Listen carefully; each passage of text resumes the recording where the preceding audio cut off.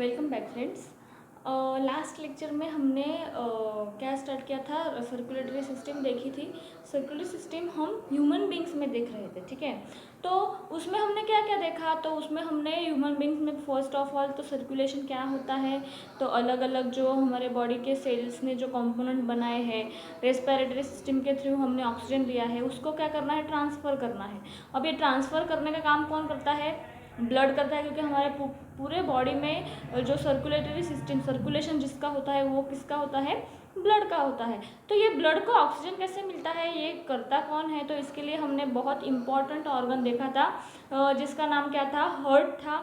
Heart में हमने अलग अलग उसके पार्ट्स देखे, उसके बाद में वो फंक्शन क्या क्या करता है, कहाँ से क्या जा रहा है, आर्टरीज देखे, वेन्स देखे, ठीक है। और ये सब कुछ तो हमने उसका मैकेनिज्म देख लिया था सर्कुलेटरी सिस्टम में, कि ये जो ब्लड है वो ऑक्सीजन कहाँ से ले रहा है, ट्रांसफ़र कैसे हो रहा है, हार्ट में कौन कौन से पार्ट को क्या क्या बोलते हैं, ठीक है। लेकिन ब्लड जो है उसकी प्रॉपर्टी क्या है, वो दिखने में कैसा होता है, उसका काम क्या है, ये सब कुछ हम आज वाले लेक्चर में देखने वाले हैं। तो सबसे पहले हम देख लें, तो यहाँ पे है blood. Blood has a fluid matrix called plasma and 3 kind of blood corpuscles, ठीक है। तो जो ब्लड है वो कैसा कलर का है, आपने सभी ने देखा ही होगा, तो रेडिश कलर का होता है। वो कैसा होता है कि एक फ्लूइड मैट्रिक्स है, फ्लूइड फॉर्मेशन में होता है, सॉलिड फॉर्मेशन में वो होता नहीं है। और उसको क्या कहेंगे हम, प्लाज्मा, उसमें प्लाज्मा प्रेजेंट होता है। और 3 काइंड्स ऑफ ब्लड कॉर्पुस्कल्स के 3 टाइप के अलग अलग ब्लड के यहाँ पे हम फॉर्मेशन देखने वाले हैं कि ब्लड में कौन कौन से कंपोनेंट क्या है, प्रेजेंट है, ठीक है। तो फर्स्ट है प्लाज्मा, सेकेंड है ब्लड कॉर्पुस्कल्स और थर्ड क्या है, लिम्फ। तो भाई आज के लेक्चर में हम ये 3 टाइप देखने वाले हैं। ये ब्लड जो है उसकी प्रॉपर्टी है, ये एग्जाम में 2 या 3 मार्क्स में आती ही है, तो आपको ध्यान में रखना है कि ब्लड की प्रॉपर्टीज कौन कौन सी है, किसको क्या कहते हैं और उनके फंक्शन क्या क्या है, ठीक है। तो सबसे पहले बात करते हैं हम हमारे प्लाज्मा की। तो प्लाज्मा में क्या है, तो वो कैसा कलर का है, first of all pale coloured का है। उसके बाद में 55% ब्लड वॉल्यूम क्या है कि पूरा ब्लड का जो वॉल्यूम है उसमें से 55% क्या होता है, उसमें प्रेजेंट प्लाज्मा होते हैं। 90 to 92% ऑफ वाटर की उसमें प्लाज्मा जो है उसमें वाटर कंटेंट कितने परसेंटेज है, 19 to 92।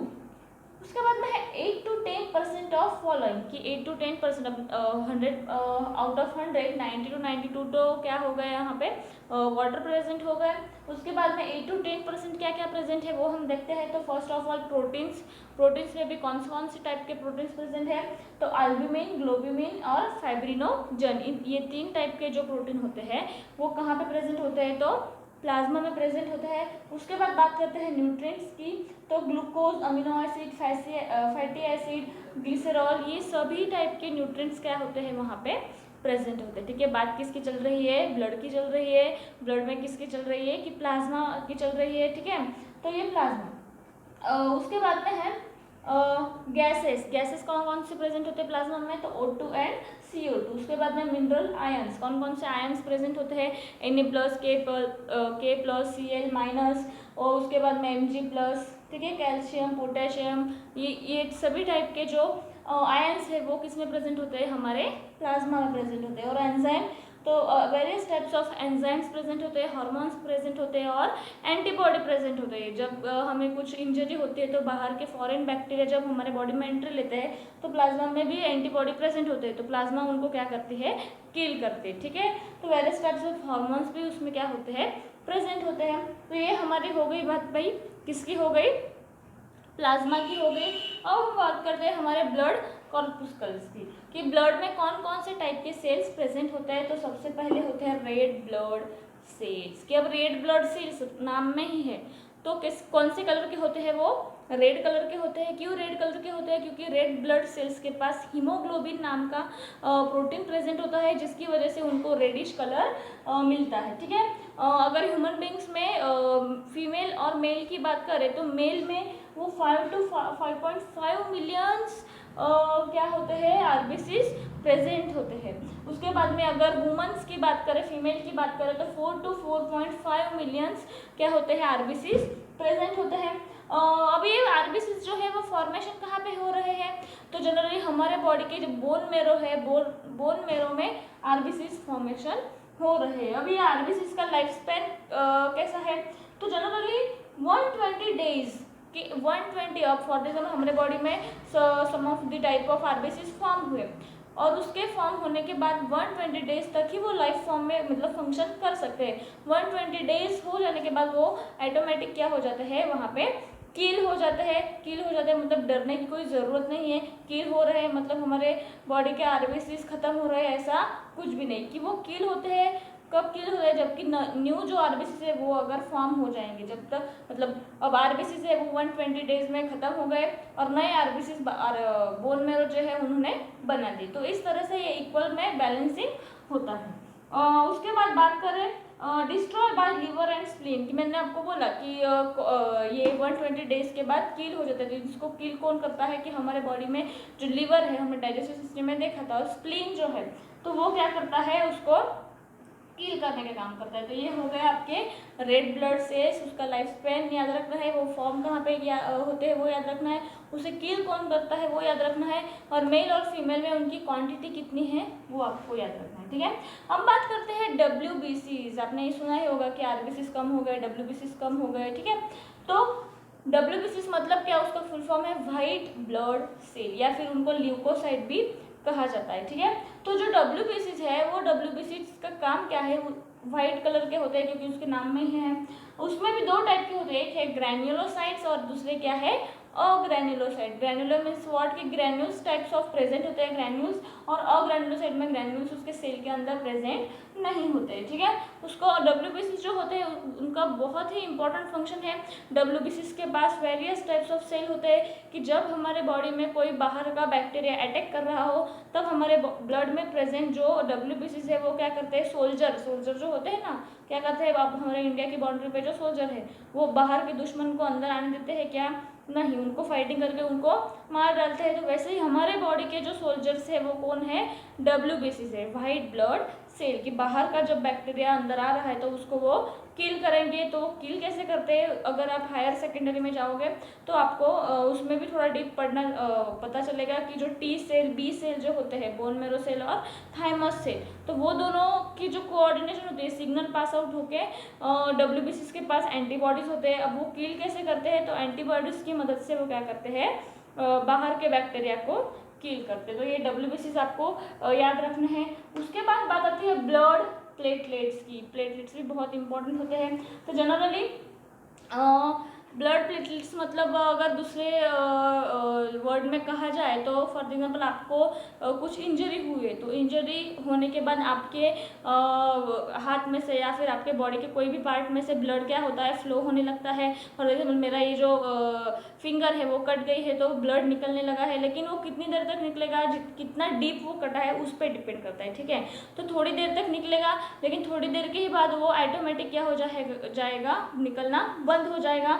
और बंद हो जाने के बाद अगर मैं उसको अच्छे से देखूँ तो वहाँ पे ऐसी एक लेयर फॉर्मेशन होगी कि जिसकी वजह से वो क्या हो गया है, बाहर निकलने का बंद हो गया है। तो वो लेयर मतलब क्या है, तो जब भी हमारे बॉडी में ऐसी कोई इंजरी होती है, ब्लड फ्लो करने लगता है, तो उसको क्लॉट करने का काम, क्लॉट करना मीन्स व्हाट, तो उसको रोके रखने का काम कौन करता है, प्लेटलेट्स करता है, कि जिसकी मदद से हमारे बॉडी में से बहुत सारा ब्लड बाहर ना चला जाए। अब वो डिपेंड करता है कि आपको जो इंजरी हुई है, जो आपको इन्फेक्शन हुआ है वो कितना डीप है। अगर वो एकदम डीप होगा तो वो उतना कर नहीं पाएगा, तब हमको डॉक्टर के पास जाकर ड्रेसिंग करनी पड़ेगी। लेकिन घर में अगर हम कुछ काम कर रहे हैं, थोड़ा सा कुछ लग जाए तो थोड़ी देर ब्लड निकलता, हम जाते हैं क्या, नहीं, हम घर में ही कुछ डेटॉल वगैरह लगा लेते हैं, लेकिन उसके पहले भी वो ऑटोमेटिक ही ब्लड क्या हो जाता है, वहाँ पे रुक जाता है। ऐसा नहीं कि कहीं पे भी कुछ लगा है तो निकले ही जा रहा है, ऐसा कुछ हुआ है क्या, नहीं। तो ये सब कुछ जो काम करता है वो कौन है, प्लेटलेट्स। ब्लड प्लेटलेट्स जो होते हैं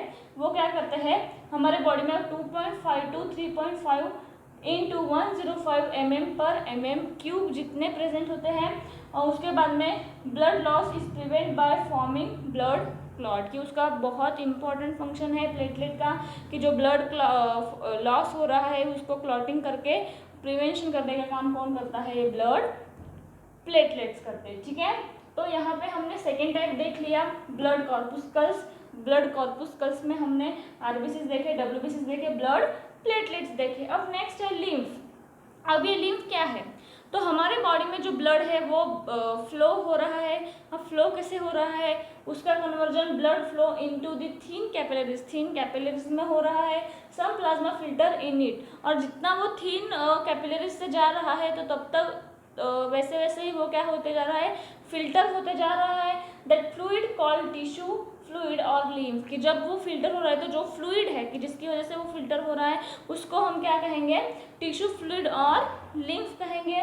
उसका बहुत ही इंपॉर्टेंट फंक्शन है लिम्फ का कि transport fatty and glycerol small intestine to blood, कि ये जो क्या है अलग अलग फंक्शन है, तो इम्पोर्टेंट फंक्शन आपको ध्यान में रखना है। तो वो बॉडी के हार्ट से लेके टिश्यू, एक ही डायरेक्शन में वो जो लिम्फ है वो फ्लो होता है हार्ट से लेके टिश्यू में। तो जो अलग अलग फैटी एसिड अलग अलग सेल्स ने, अब इंटेस्टाइन है, स्मॉल इंटेस्टाइन क्या कर रही है, डाइजेशन हो जाने के बाद हमने डाइजेस्टिव में देखा था कि डाइजेशन हो जाने के बाद हमारी जो स्मॉल इंटेस्टाइन लार्ज इंटेस्टाइन होते हैं वो जो फैटी एसिड जो स्मॉल मॉलिक्यूल्स बने हैं, न्यूट्रिएंट्स बने हैं, उसको उसकी सेल क्या कर लेती है, एब्सॉर्ब कर लेती है। अब वो जो बने हुए न्यूट्रिएंट्स से बना हुआ जो हमें एनर्जी के लिए लगने वाला इंपॉर्टेंट इसेंशियल न्यूट्रिएंट्स है उसको पूरे बॉडी के सेल में देना पड़ेगा। तो इसकी वजह से ये जो लिम्फ है वो क्या कर रहे हैं, transport fatty and glycerol small intestine to blood, कि जो स्मॉल इंटेस्टाइन है जिन्होंने बना एब्सॉर्ब कर लिया है हमने जो फूड खाया था उसमें से, उससे लेकर वो अलग अलग ब्लड में ट्रांसफ़र कर रहे हैं। कौन ट्रांसफ़र कर रहे हैं, लिम्फ ट्रांसफ़र कर रहे हैं, जिसकी मदद से जो पूरे बॉडी के सेल है उनको मिल जाएगा। ठीक है, तो ब्लड की प्रॉपर्टीज देखी हमने। ब्लड में 3 टाइप्स होते हैं। फर्स्ट हमने प्लाज्मा देखा, प्लाज्मा क्या काम करता है वो देखा, ब्लड कॉर्पस्कल्स देखे, और थर्ड क्या देखा हमने, लिम्फ देख लिए। ठीक है, तो ये तीनों टाइप लर्न करना है, क्वांटिटी लर्न करनी है, फॉर्म कहाँ पे होते हैं वो लर्न करना है। जितने भी WBCs RBCs प्लेटलेट्स है वो सभी के सभी बॉडी के बोन मेरो में ही क्या होते हैं, फॉर्म होते हैं, वो आपको याद रखना है। और बोन मेरो का ही दूसरा नाम है हीमेटोपोएटिक सेल, तो इसको हम वो भी कहते हैं जिसमें बहुत सारे टाइप्स के सेल क्या होते हैं, फॉर्म होते हैं। ठीक है, तो ये आपने लर्न कर लेना है। अब हम चलते हैं हमारे नेक्स्ट टॉपिक की ओर, जो क्या है excretory system of our body. ठीक है, हमारी नेक्स्ट प्रोसेस कौन सी है, लाइफ प्रोसेस की अब लास्ट प्रोसेस है, उसका नाम क्या है, एक्सक्रिएशन प्रोसेस। ठीक है, तो अभी तक तो हमने क्या क्या देखा कि डाइजेशन देख लिया, सर्कुलेशन देख लिया, उसके बाद रेस्पिरेशन देख लिया। तो ये अलग अलग जो लाइफ प्रोसेस है वो अलग अलग जो लाइफ प्रोसेस में अलग अलग न्यूट्रिएंट्स ले रहे हैं, बन रहे हैं। तो ये सब कुछ जब हो रहा है तब कुछ वेस्टेड मैटर है, वेस्टेड जो केमिकल्स है, वेस्टेज मटेरियल्स है, वेस्टेड न्यूट्रिएंट्स है, तो वो क्या हो रहा है वहाँ पे भी फॉर्म हो रहे हैं। लेकिन ये जो वेस्टेज जो है तो वो हमारे बॉडी के लिए कैसा है, हार्मफुल है। हमारे घर में भी अगर कुछ वेस्टेज हो तो वो पड़ा रहे तो क्या उसकी एकदम ऑर्डर चेंज होता है, स्मेल आने लग जाते हैं, तो हम क्या करते हैं उसको घर के बाहर रिमूव करते हैं। तो वैसे ही हमारे बॉडी में है कि अगर वो वैसा कचरा पड़ा रहा तो हमारी बॉडी में डिसीज़ हो सकते हैं। तो इसके लिए हमारी बॉडी कंटिन्यूसली उसको क्या करती है, रिमूव करती है। तो फिर तो ये जो रिमूव करने की जो प्रोसेस है उसको हम क्या कहेंगे, एक्सक्रीशन। ठीक है, तो उसके प्रोसेस देख लेते हैं हम किसको कहेंगे, हम एक्सक्रीशन। तो generally biological process involved in the removal of toxic waste from the body of an organism is called the excretion। कौन सी प्रोसेस है, बायोलॉजिकल प्रोसेस है कि इसमें क्या हो रहा है कि रिमूवल ऑफ टॉक्सिक वेस्ट, जितना भी टॉक्सिक है, अब टॉक्सिक मटेरियल की वजह से हमें क्या हो सकता है, हमारी बॉडी डैमेज हो सकती है। तो जितना भी टॉक्सिक वेस्ट है उसको बाहर रिमूव करने की जो प्रोसेस है उसको हम क्या कहेंगे, एक्सक्रीशन कहेंगे। ठीक है, अब ये एक्सक्रीशन करता कौन है, जैसे सर्कुलेशन था तो सर्कुलेशन में हमने क्या देख लिया, ऑर्गन हार्ट देख लिया। रेस्पिरेशन था तो उसमें हमने लंग्स देख लिए। मतलब अलग अलग प्रोसेस के लिए हमारे बॉडी में अलग अलग ऑर्गन्स होते हैं कि जो ये प्रोसेस क्या करते हैं, कैरी करते हैं। जैसे डाइजेशन करना था तो डाइजेस्टिव सिस्टम, उसमें भी अलग अलग हमने ऑर्गन देखे, small intestine, large intestine, stomach. ठीक है, तो वैसे ही एक्सक्रिएशन प्रोसेस के लिए जो हमारा लास्ट का ऑर्गन है बॉडी में सबसे इम्पॉर्टेंट है, जिसको हम क्या कहेंगे, हमारा किडनी। ठीक है। ये जो एक्सक्रिएशन प्रोसेस है उसमें सबसे इम्पॉर्टेंट जो है एक्सक्रिएशन करने में हेल्पफुल होता है। तो जनरली हमारे बॉडी में 2 पेयर ऑफ किडनी है, वो कैसी है, बीन शेप की होती है। दोनों की दोनों क्या करती है, जो वेस्टेज है उसको फिल्टर करने का काम करती है। मतलब क्या कि अगर हमारे घर में बहुत सारा कचरा हो तो उसमें हम क्या करते हैं, जो रद्दी वगैरह होती है तो उसमें हम क्या करते हैं, जो इम्पोर्टेंट है वो साइड में निकालते हैं, जो नहीं काम का उसको बाहर रिमूव करते हैं। तो वैसे ही ये किडनी काम करती है कि जितने भी वेस्ट में से भी जो इम्पोर्टेंट न्यूट्रिएंट्स है वो वहाँ पे एब्सॉर्ब होते हैं, और जो अब कुछ भी इम्पोर्टेंट नहीं है, तो बहुत ही वेस्ट है, तो उसको वो क्या कर रही है, यहाँ पे रिमूव कर रही है। तो नेक्स्ट हम उसकी पूरी मैकेनिज्म देखने वाले हैं। अभी आप सिर्फ स्ट्रक्चर देख लो, कौन कौन से पार्ट हैं वो देख लो, ठीक है। तो किडनी के बाद यहाँ पे ऊपर एक ग्लैंड है, उसको हम एड्रिनल ग्लैंड कहेंगे। फिर ये जो किडनी है उसका जो ये पार्ट है, इस पार्ट में बहुत सारे वेन्स जो है वो क्या है, वहाँ पे जॉइंट है, जिसको हम क्या कहेंगे, हीलियम कहेंगे। कि हीलियम की वजह से यहाँ पे जो वाटर कंटेंट है, वेस्टेज कंटेंट है वो आ रहा है, यहाँ पे वो फिल्टर हो रहा है। फिल्टर हो जाने के बाद यहाँ से जो वेस्टेज है वो किसके मदद से, यहाँ पे आपको दिख रहा है किसकी मदद से, तो यूरेटर जो है, यूरेटर की मदद से वो कहाँ पे जा रहा है, यूरिनरी ब्लैडर में जा रहा है, ठीक है। तो आपको पहले तो क्या हो गया, जो वेस्टेज है वो यहाँ से यहाँ उसने एंट्री ली, यहाँ पे वो फिल्टर हुआ, फिर जो वेस्ट था वो वेस्ट कहाँ से, यहाँ पे जो इम्पोर्टेंट था वो उसने एब्सॉर्ब कर लिया, और जो वेस्ट था वो वेस्ट उसने किसकी मदद से, यूरेटर की मदद से, कि ये लॉन्ग ट्यूब जो है वो किडनी और जो यूरिनरी ब्लैडर है उनको जॉइंट करती है, और वो 30 सेंटीमीटर की होती है। इसका अगर हम डायमीटर देख ले तो वो 3 to 4 mm होता है।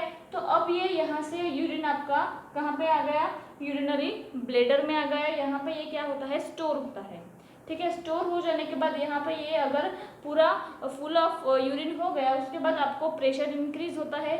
और नेक्स्ट क्या है, यूरेथ्रा क्या है जिसकी मदद से जो वेस्टेज है वो बॉडी के बाहर यूरिनेशन जो है वो हो रहा है। तो जनरली ये जो मेल होते हैं, मेल में 20 सेंटीमीटर का होता है यूरेथ्रा, लेकिन फीमेल में ये जो होता है 3 to 5 सेंटीमीटर होता है, ठीक है। कि जब ये फुल ऑफ यूरिन हो जाएगा तब हमारे बॉडी में सेंस प्रेशर इंक्रीज होगा, सेंस हमें होगा, और जिसकी मदद से जो यूरिनरी ओपनिंग है हमारी बॉडी का एक पार्ट, तो इसकी मदद से वो क्या हो जाएगा, बॉडी के बाहर रिमूव हो जाएगा, ठीक है। तो यहाँ पे ये एक अच्छी सी प्रोसेस जो है वो ध्यान में लेनी है कि यहाँ पे देखो ब्लड से जुड़ी हुई जो आर्टरी है, वेन है, वो यहाँ पे जॉइंट हुई है, कि जिसकी मदद से अगर वेस्टेज होगा तो ये यहाँ से यूरिनरी ब्लैडर में चला जाएगा, बट अगर यूजफुल होगा तो ये यहाँ से फिर से रीनल वेन या आर्टरी में चला जाएगा, कि जिसकी मदद से वो डीऑक्सीजनेट ब्लड होगा तो उसका कन्वर्जन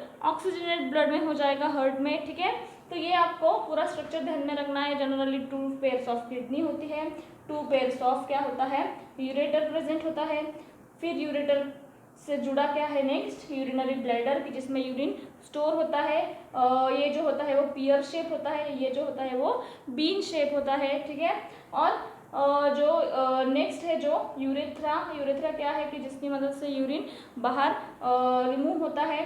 तो ये भी मेल और फीमेल में अलग अलग होते हैं, जिसके सेंटीमीटर आपको याद रखने हैं। और यूरिनरी ओपनिंग, जिसकी मदद से क्या हो रहा है, यूरिन बाहर रिमूव हो रहा है, ठीक है। और जो वेस्टेज और डाइजेशन के बाद का जो वेस्टेज था वो हमारे बॉडी के डाइजेशन में मैंने आपको बताया था कि एनएस जो है, एनएस की मदद से वो क्या हो रहा है, वेस्टेज रिमूव हो रहा है। लेकिन जो लिक्विड फॉर्मेशन है, लिक्विड जो है, तो वो लिक्विड कैसे, जो लिक्विड वेस्ट फॉर एग्जांपल हमारे बॉडी में बहुत सारा अमोनिया फॉर्म होता है, और ये अमोनिया हमारे बॉडी के लिए बहुत ही हार्मफुल है। तो तभी हमारे जो यूरिन होते हैं उसमें large content of ammonia present होता है, जिसकी मदद से हमारी बॉडी कंटिन्यूसली उसको रिमूव करती है, ठीक है। तो ये स्ट्रक्चर आपको अच्छे से करना है। एग्जाम में 2 या 3 मार्क्स में से structure with the label diagram पूछा जा सकता है, ठीक है। अब ये आगे प्रोसेस क्या है, कौन कौन क्या क्या रोल करता है, हमारा जो लिक्विड वेस्टेज है वो फिल्टर कैसे होता है, वो हम देखेंगे, ठीक है। तब तक आप ये अच्छे से देख लो कि एक्सक्रिएशन की डेफिनेशन और जो स्ट्रक्चर है एक्सक्रिएशन करने वाले ऑर्गन का, वो आपको ध्यान में रखना है, ठीक है।